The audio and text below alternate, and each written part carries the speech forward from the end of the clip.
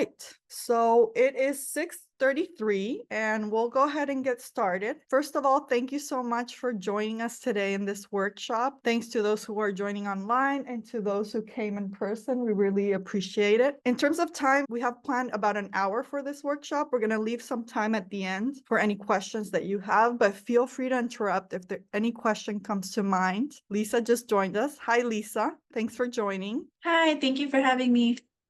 Great. So let me just put into present mode. Great. These are your presenters today. My name is Natalia Alquati. Very nice to meet everyone. I will be presenting about half of this presentation, and then Michelle Serpas will take over the other half of the presentation.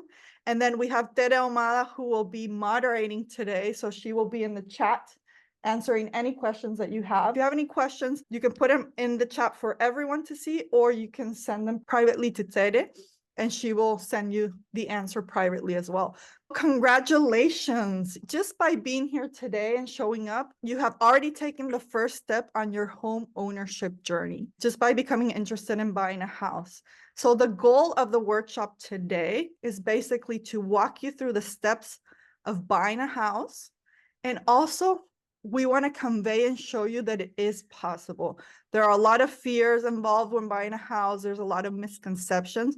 So hopefully by the end of this workshop, you'll leave feeling like, oh, this is possible for me and I can do it. These are the things that we're going to cover today. Sometimes I'll look down just to make sure I cover all the notes that I have.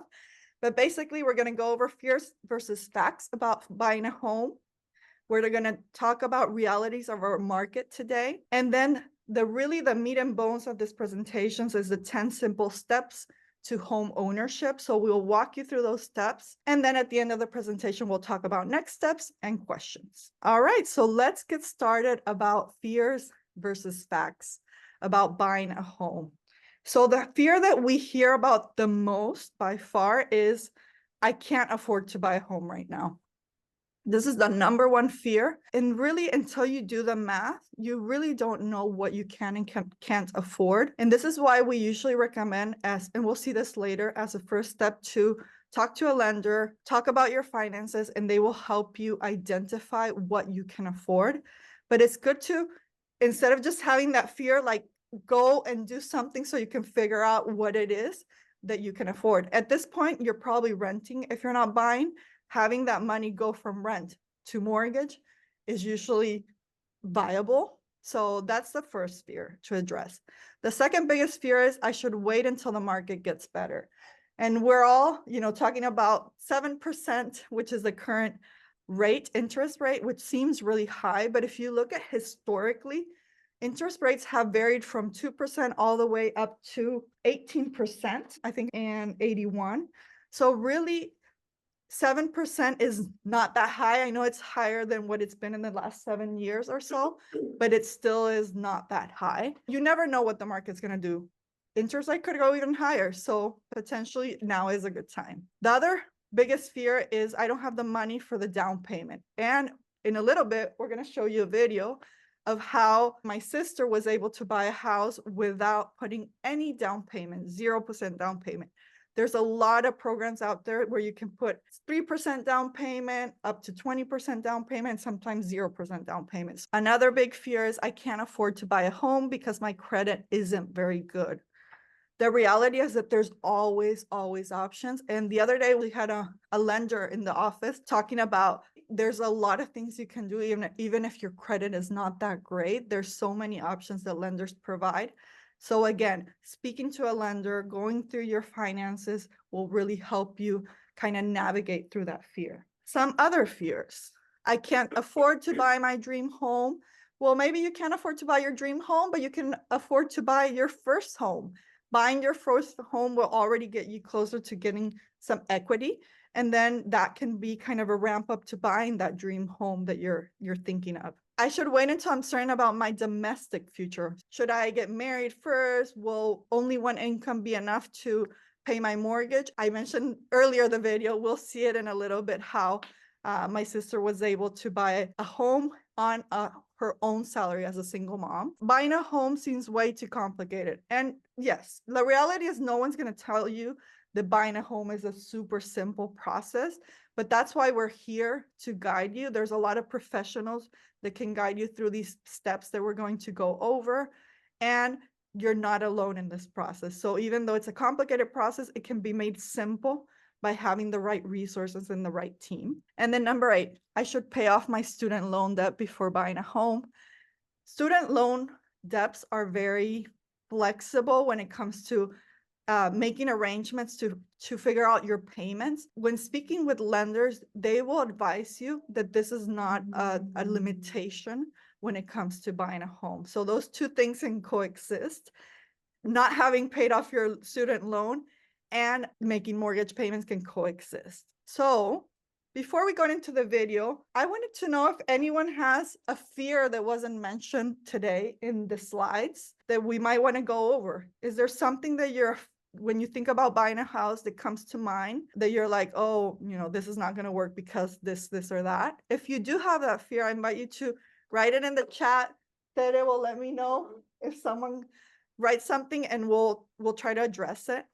In the meantime, this video might help you in the process of giving you some inspiration. Again, it's about my sister who's a single mom who bought a house here in the Bay Area, in East Oakland to be specific, and she has a teacher salary. We all know that teachers don't make a lot of money, and she was able to do it without putting any down payment, so 0% down payment.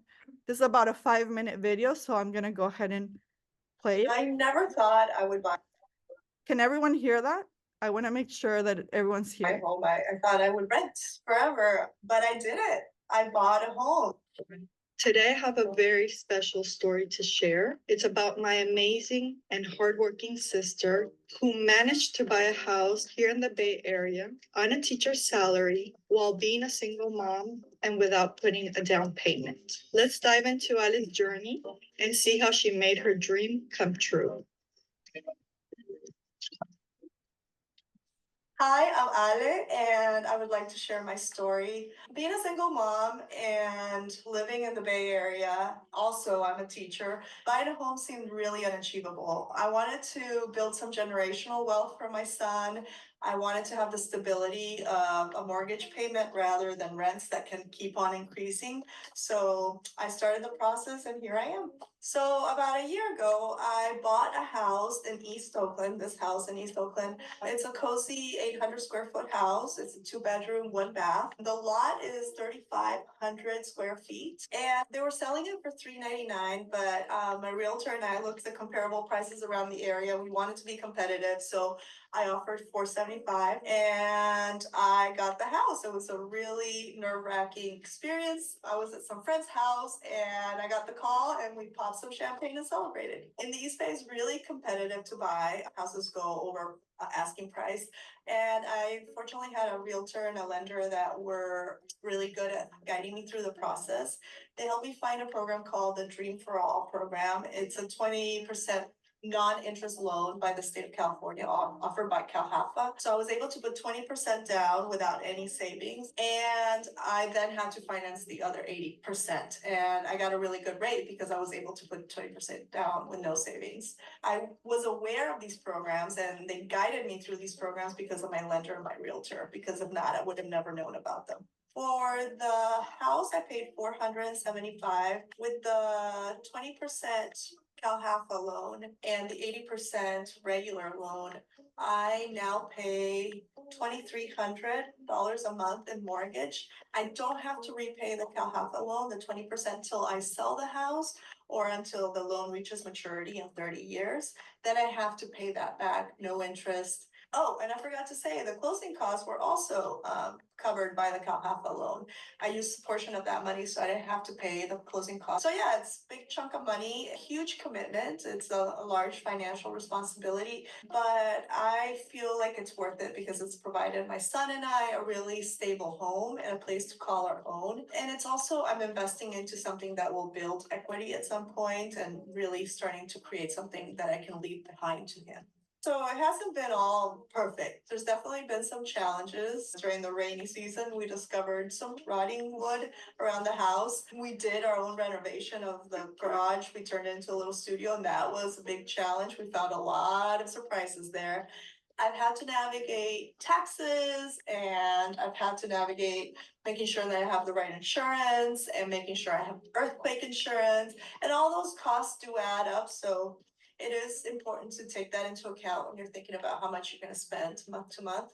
But it's been worth it. It's like we've created our own little space. My son loves it here. And like I said, every time I'm investing time and money, it feels like I'm investing in myself and something that I'm making for me and my son. So I'm not just giving to a landlord's my money. I'm doing all this work and spending all this money on myself. I never thought I would buy a home. I thought I would rent forever, especially in the Bay Area and on a teacher's salary. And I got together with a friend, and she was telling me how she is also a single mom, and she was able to buy a condo and then a bigger home. And now she lives in a really big, beautiful home.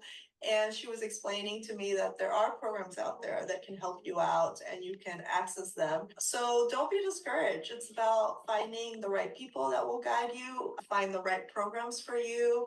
It's about determination. It's about a lot of work, a lot of weekends finding the perfect place and paperwork. It is a lot of work, but it can be done. If I was able to do it on a teacher salary in Oakland, I bet a lot of people could do it too.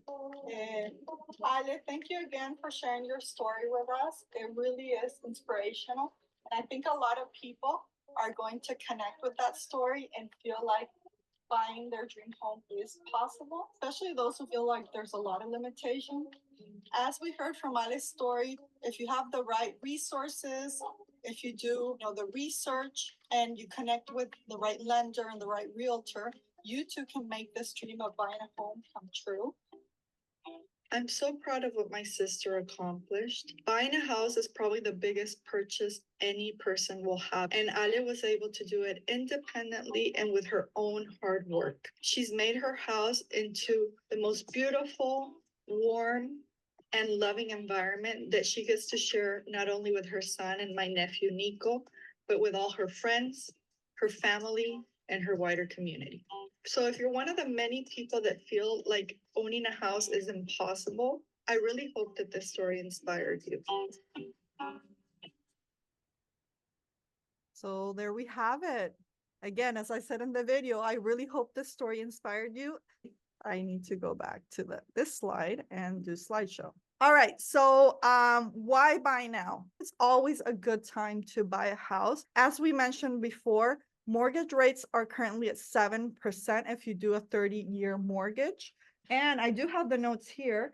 In the last 30 years, the mortgage rates have varied a lot, and they've ranged from 18% in 1981 to 3% in 2012. So 7%, even though it seems high for us, it's actually pretty average when you compare it and do a big picture. Your long-term investments will grow. So you will build equity from day one when you buy your home. So basically, equity buildup happens as value appreciation of your house goes up and as you pay down your mortgage. And then pride of home ownership. I think this is, to me, one of the most important things, having that stability and that security that you own a house, having that sense of security that you're around neighbors that you will spend many years together with, the freedom to customize your house. I don't know if you're like me, but I love doing renovations and painting things and changing things around. And when you own your house, you can do all these. There's a lot of tax benefits that you don't get when you rent. And then wealth building. You're building generational wealth, not only for yourself, but for your family, for your kids, if you have any. That's something else to consider. Although it's always a good time to buy, there are a few reasons why you should hold off buying. If any of these things are happening in your life, you probably should wait a little bit until you decide to buy. If you are changing jobs, you might want to hold off on buying. You want to make sure you have that job security before you decide to embark on this journey.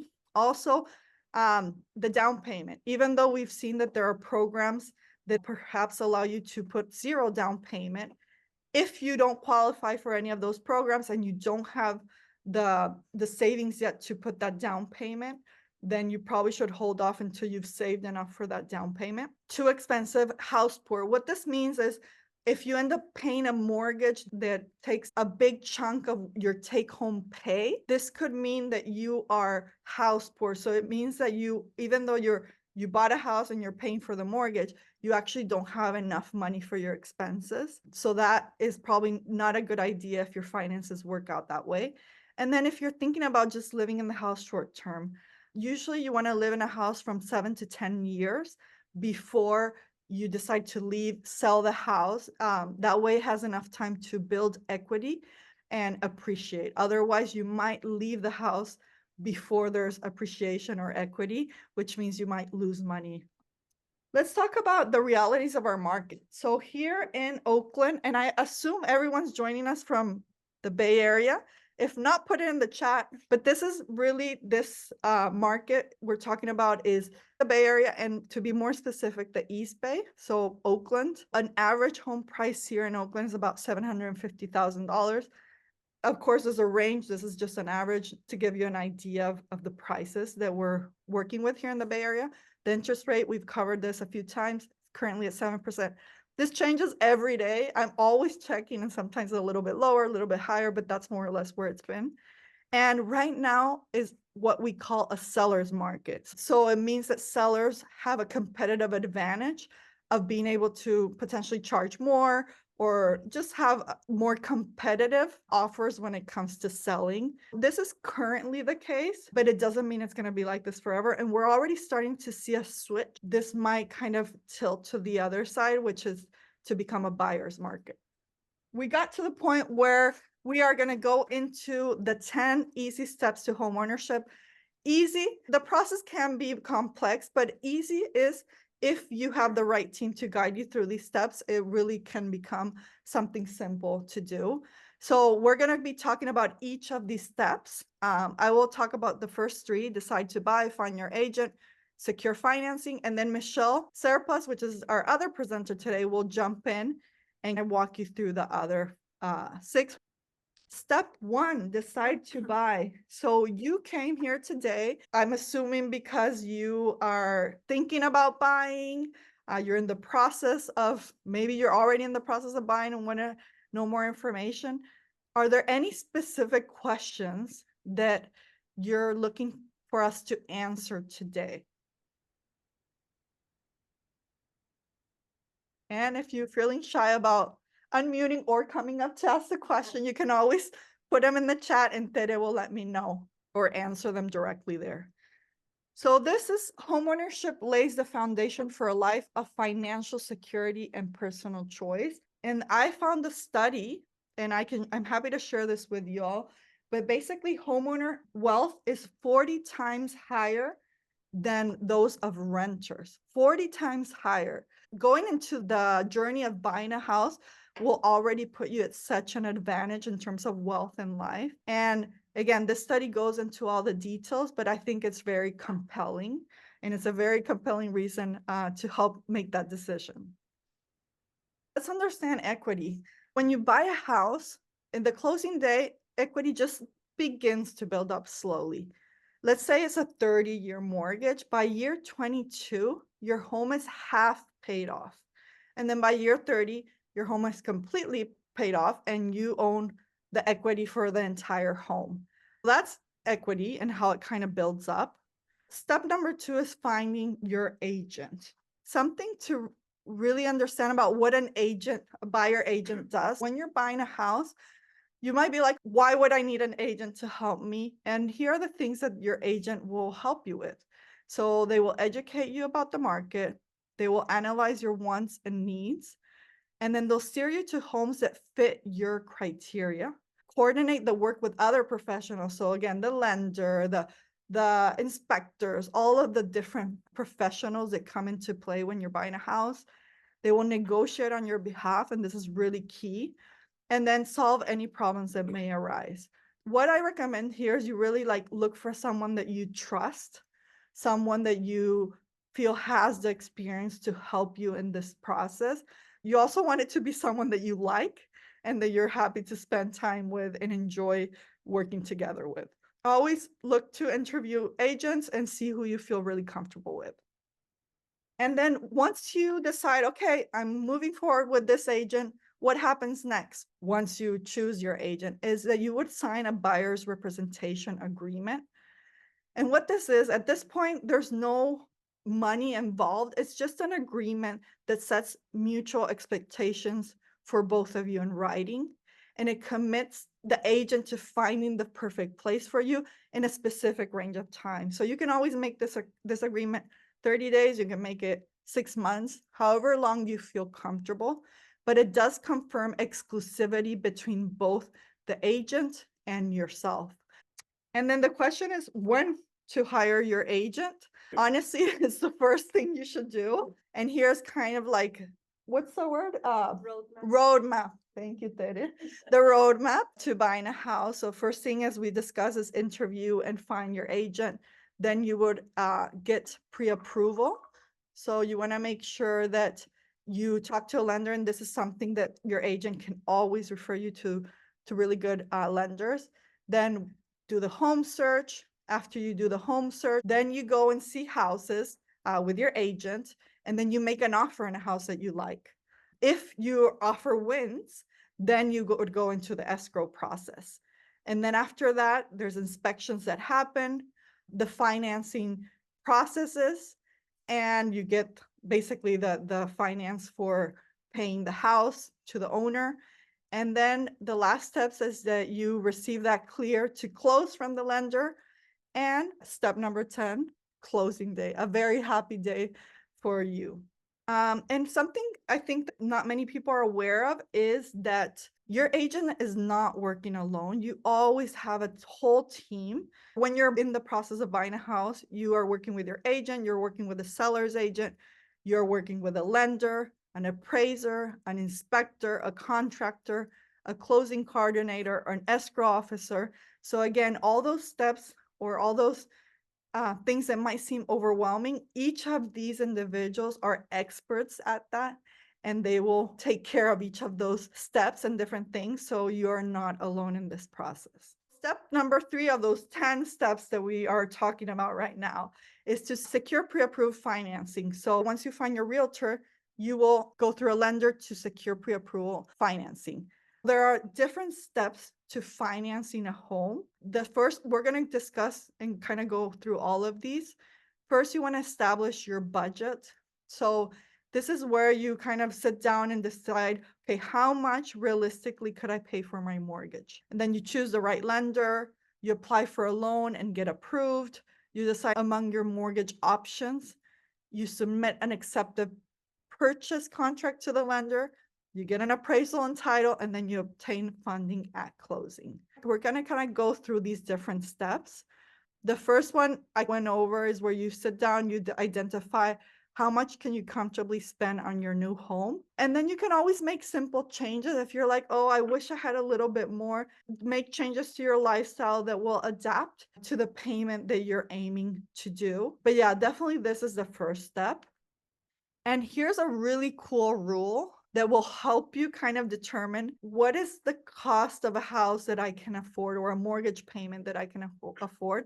2836 rule. So it says spend no more than 28% of your gross monthly income on the housing payment, like mortgage, taxes, and insurance. Your gross monthly payment is what you get paid before taxes. You can't spend more than 28% on costs related to housing. And then spend no more than 36% on housing payment, plus other debts like credit cards, auto loans, etc. So all your payments for your debts should be covered with 36% or less of your gross income. This is a really good rule to kind of figure out how much can I realistically afford. And then again, talking to your lender, they'll walk you through it. But this is a good rule of thumb that you can use for yourself. All right. Choosing the right lender. Again, ask for referrals. Your agents will always give you different options of lenders that they've worked with before and they really like. Do your due diligence of interviewing and choosing the one you feel comfortable with. You're going to be spending a lot of time with them. You're going to be talking about very detailed things about your finances. So you want to make sure you like this person and you feel comfortable with them. They'll help you prepare a loan application and get you pre-approved. It's a very simple process.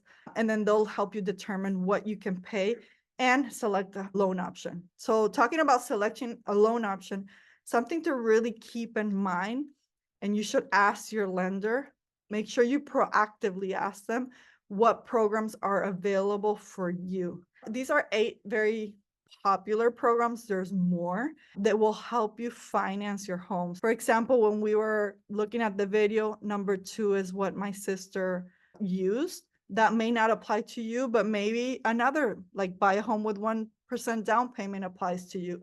Make sure you bring this list and ask your lender what other programs are there out there that could help me buy my home. And then the pre-approval for the loan, it's a formal application with a lender.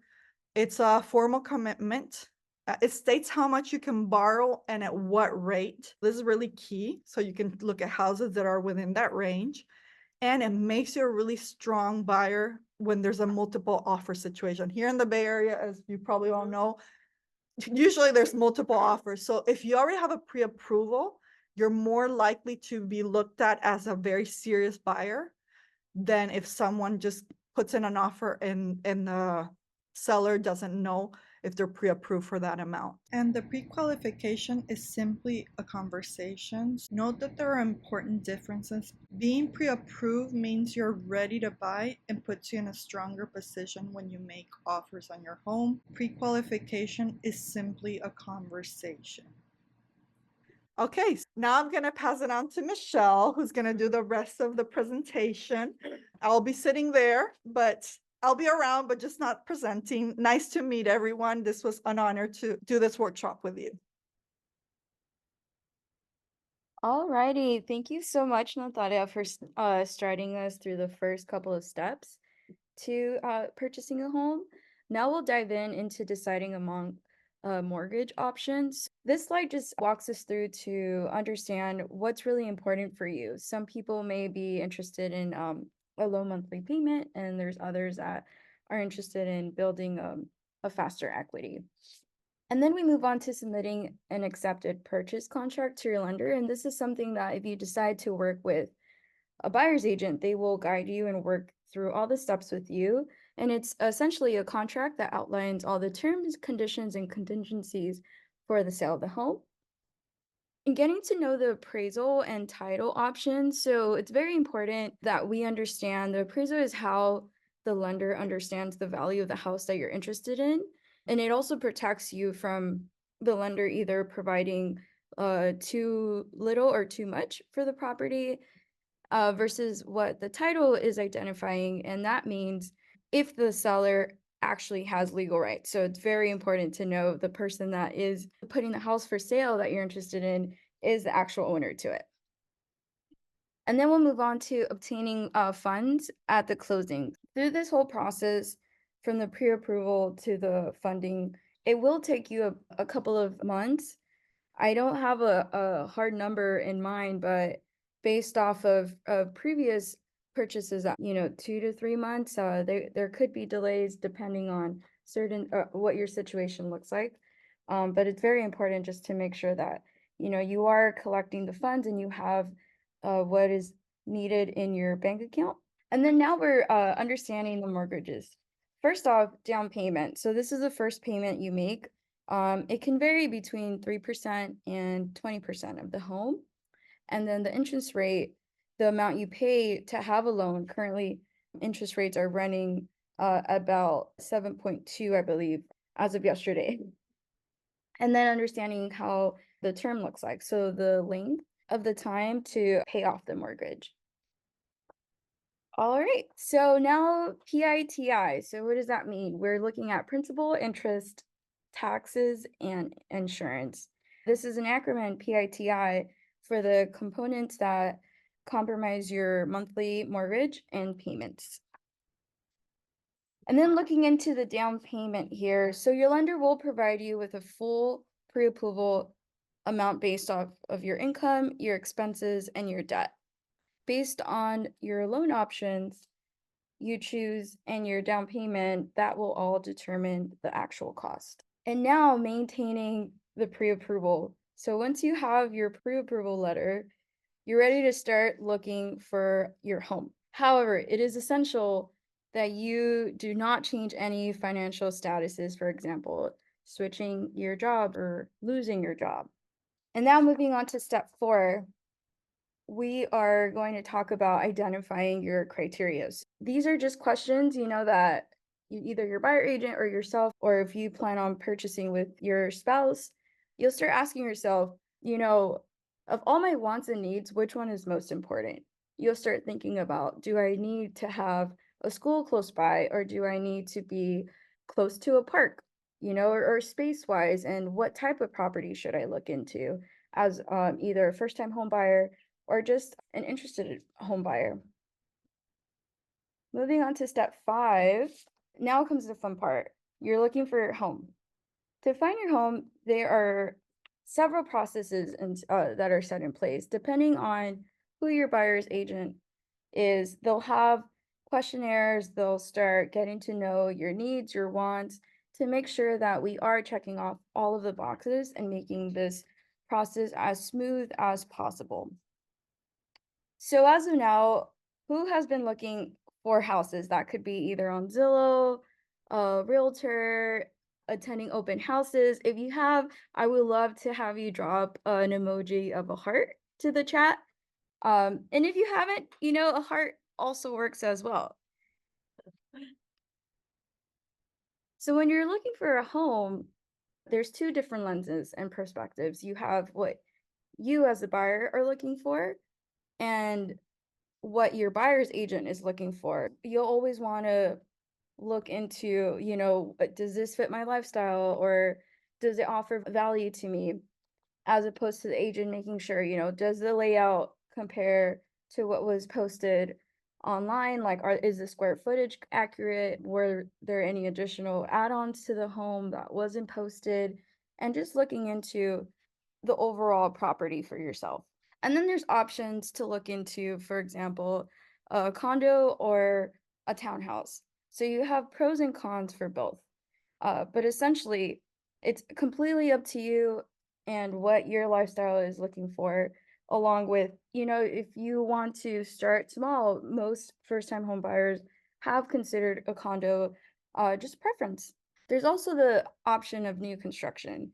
There's new construction being built throughout the Bay Area, and there are pros and cons, but essentially, when you are considering the different options, it's always nice to talk to your buyer's agent or to your lenders, or do some of your own Google research in order to understand what are you investing in. And step 6, to make an offer for this section, you're looking at price, terms, and contingencies. And all of this is being walked through with you and your buyer's agent, along with the rest of the team that they're working with. Step 7, this is the part where we are doing and performing our due diligence. Here you have an option period where you are inspecting, doing a final walkthrough through the home, and making sure what was written on the contract still aligns to what the actual property looks like. If there's any repairs or renegotiations, the big stuff that matters, this is where it comes to place, where you start inspecting and doing the walkthrough and making sure if there's anything that, for example, if there was a large storm and, the roof started leaking, but there wasn't any roof issues a week ago, that's where you start having your conversations and negotiations. And then we're moving on to step 8, closing. For your closing section, you should be very, very mindful of all of the additional expenses that you may come across. And there's no perfect, how could I say it, template or just a timeline that will share, oh, this is exactly what your closing costs will look like. Everything varies, and it also has a lot to do with what type of mortgage you decided to go through.